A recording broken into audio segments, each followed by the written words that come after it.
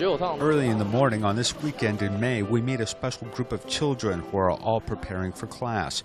This class is actually an outing to Battleship Rock on the National Yangming University campus. It's not a difficult trip up in the mountains, as the total hike is about 2.5 hours round trip.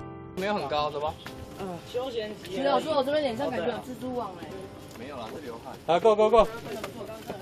The day before, there was a heavy rain and the sun hid behind the clouds. This made the steps wet and slippery.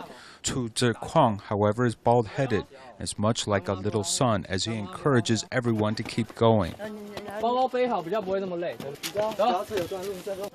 Taking a walk and chatting with these children, Mr. Chu says that they have special needs and are prone to autism. But up here in the mountains, as long as they get some exercise and become a little fatigued and become more accustomed to nature, they are all well behaved.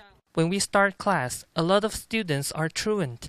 I told the teacher that many students skipped a lot of classes and weren't kicked out of school or even punished. The teacher doesn't have to expel students from school. He can just deduct points. This individual who speaks non-stop is Chen Hao. Because many of his classmates were late, the teacher didn't punish them, simply expelling them, which affected his mood as he is protesting. Tu Zhikwang has slowly been chatting with him, helping relieve his stress and allowing him the opportunity to express his true feelings. Of course, you may feel wronged as you are very punctual and the teacher did not notice. So yes, you are right. In fact, these students all have complex emotions which need to be dealt with. This teacher began as a traditional teacher specializing in special education. He also became involved in counseling, but after graduation, he wanted something different and began his own special education platform, recording thousands of videos for those aged 6 to 16 to study math. Now he is involved in special education as he believes that each child should be taught differently. He's convinced that there is room for improvement.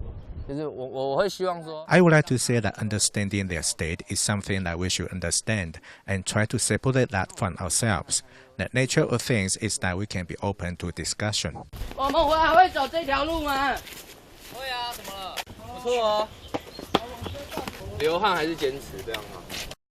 Taking these children out of the classroom isn't an easy thing. But Tu Zhikwang says that he was a hyperactive child who paid little attention and performed poorly in class. He knew that going outdoors and taking a walk and looking at the world could bring a lot of change. I took the children cycling around the island, and we also traveled from Liaoning province to Hainan, spending 4 months. I tried to take them out and allow them to experience a lot of things associated with real life.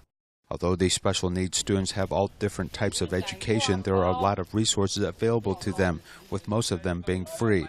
However, most of this learning is still in the classroom, with many people trying many different ways to help these kids.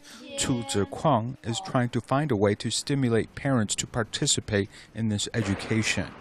We talk about using time rather than space, waiting for a child to change. I think this process is very important. Inside the system, it may be very difficult to have the opportunity to express yourself. Many students can't learn in the current system, so we need to give these students a new option.